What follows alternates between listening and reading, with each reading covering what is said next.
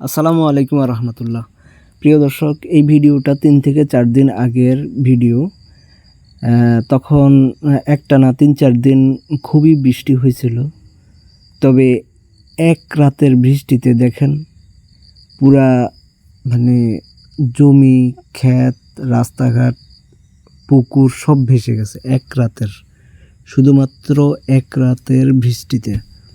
এই যে দেখেন, আমি এখানে আসছি, আমাদের এখানে ঘাস ক্ষেত আছে, পাশাপাশি ভুট্টা ক্ষেত ছিল। ভুট্টা কেটে সাইলেজ করে এখানে খালি জমিতে করা হয়েছিল।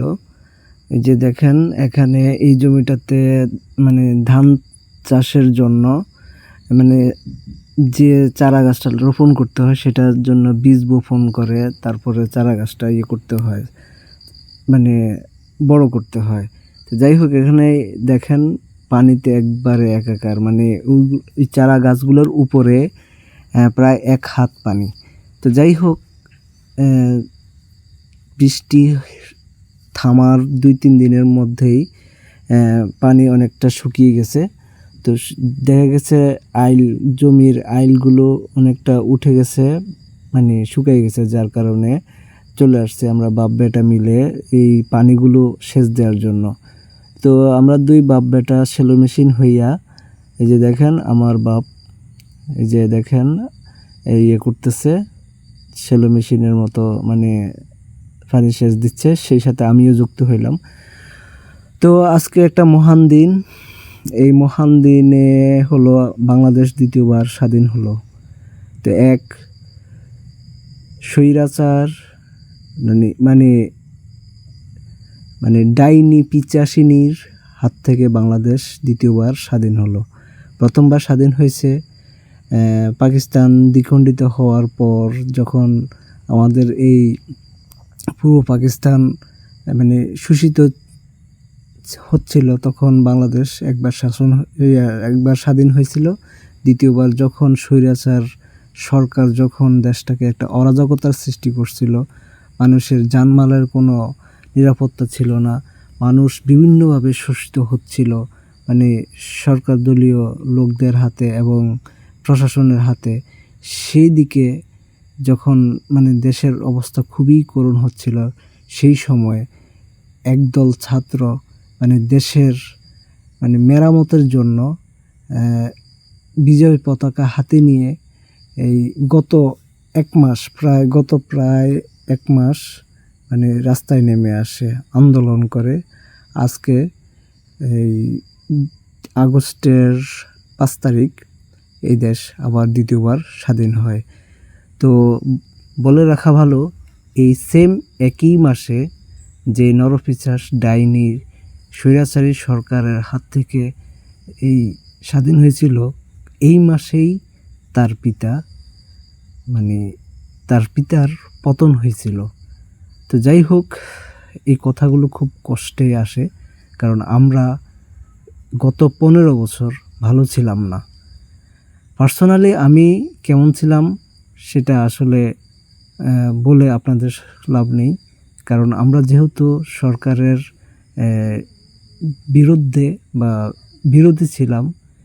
তো সরকার দলীয় লোকেরা আমাদের উপর, বিশেষ করে আমার বাবার উপর অনেক সময় অনেকভাবে মানে করছিল, পিছিয়ে লেগেছিল যে কিভাবে শায়েস্তা করা যায়, কারণ আব্বা বিরোধী দলের রাজনীতির সাথে যুক্ত ছিল আর কি, যার কারণে একটু সমস্যা।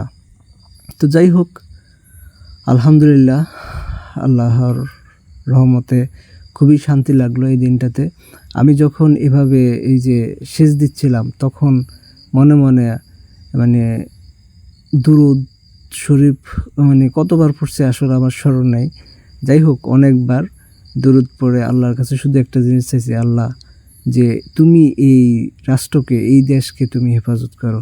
যাই হোক, শেষের এক পর্যায়ে দেখি যে পানির অনেকটুকু মানে হয়ে গেছে, সেচ দেওয়া হয়ে গেছে, যে আরেকটু বাকি। তো আল্লাহ কবুল করছে।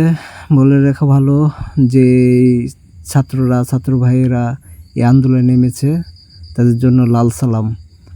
আর যারা এই তাদের পক্ষ নিয়ে কাজ করছে, এই পর্যন্ত এসেছে, তাদের জন্য লাল সালাম আমার পক্ষ থেকে। দেশ এগিয়ে যাক, দেশ উন্নতি লাভ করুক, এটাই চাই। এই দেখেন কথা বলতে বলতে এই যে আমাদেরও শেষ। এখন দেখেন একদম পানি মুক্ত, যেমন স্বৈরাচার মুক্ত হয়ে গেছে, আমারও পানি মুক্ত হয়ে গেছে। যাই হোক, পানির অপর নাম জীবন, পানিও লাগে, কিন্তু অতিরিক্ত হয়ে গেলে সেটা ভালো না আর কি। তো যাই হোক, পানি মুক্ত হয়ে গেছে। তো এখন আমি আশপাশটা চারপাশে ঘুরে ঘুরে দেখতেছি যে জালগুলো উপরে উঠে যাচ্ছে কিনা। দেখেন এখানে মনে হচ্ছে হাঁসের খামার, এত হাঁস এই বাড়িতে, এরা হাঁস পালন করে। যাই হোক, এই দিকটা দেখি যে জালটা অনেকটা উঠে যায় টান দিলে, তো এখানে আমি মাটি দিয়ে আবার জালটা চাপা দিয়ে দিব ইনশাল্লাহ। তো যাই হোক, আশেপাশে ভালো করে দেখে নিচ্ছি যে জাল উঠে যাচ্ছে কিনা। এই যে দেখেন হাঁসের চারপাশে কিন্তু হাঁসের আনাগোনা, যার কারণে একটু করে নিলাম।